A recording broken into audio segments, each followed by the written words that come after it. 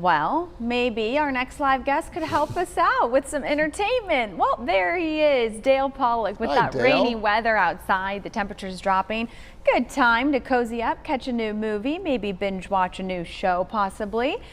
And that's why Dale is here. Yeah, Dale, if you need some suggestions, Dale Pollock is here. He's going to share his reviews for the best of the box office and for streaming. Good morning, my friend. I don't see you every Friday, and I miss that. It's a good day to be inside, maybe, and so we Yes. have some good suggestions. Good. So let's hope everyone stays power. Talk about the big release. I know it's sold out in a lot of areas already. Black Panther, Wakanda Forever.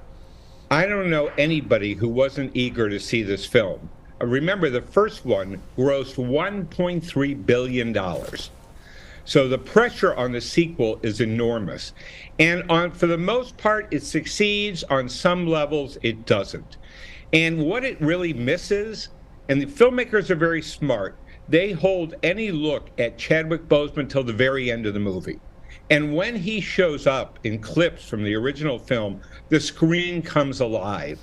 And that's what's really missing from this sequel is the star. And even though it's a very female-dominated story, and there are excellent performances from Angela Bassett and Letitia Wright and Lupita Nyong'o, it misses Chadwick Boseman at the center of it. So the first hour is very talky. It picks up in the second hour. And the third hour, the last part of the movie, is fantastic.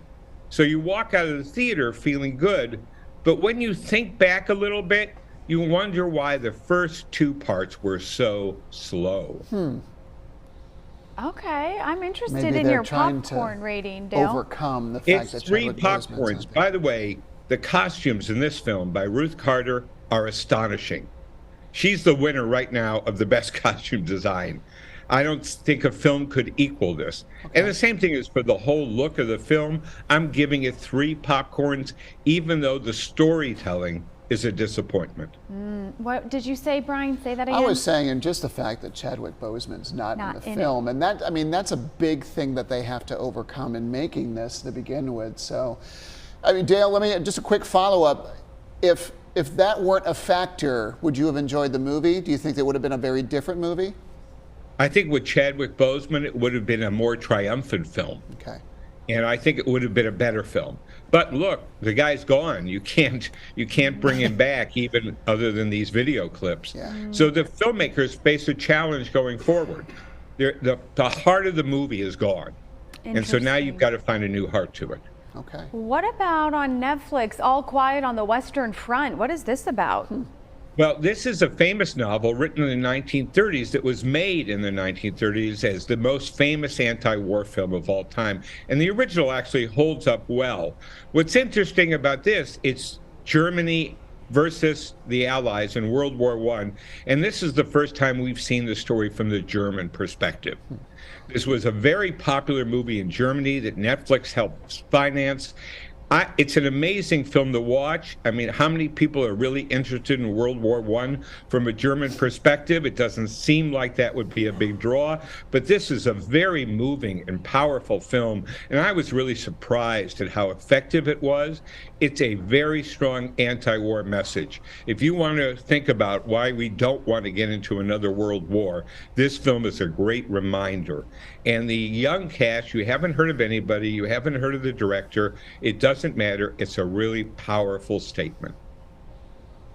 Popcorn rating on this one, Dale? 4. 4 popcorns. Wow. I just was really engrossed in it, and everybody I've talked to who's seen it has felt the same way. Okay. I like different perspectives like that, you know, and especially historical perspectives. So that might be a good one for me.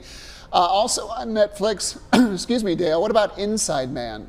Well, I'll tell you, we finished watching this last night. This is one of the most original series I have ever seen streaming. It has 2 different plots. One is Stanley Tucci is on death row about to be executed, and yet he's a genius at plotting and figuring out the plots to crimes.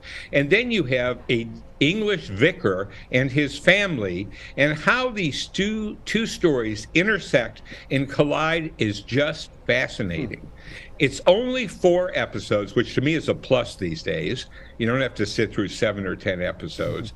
And the 4th episode is an exercise in excruciating suspense. You just know terrible things are going to happen, and how are they going to unfold? This series is so ingeniously plotted. It's so well acted by all of the principals, most of whom are British. Okay. Stanley Tucci is terrific.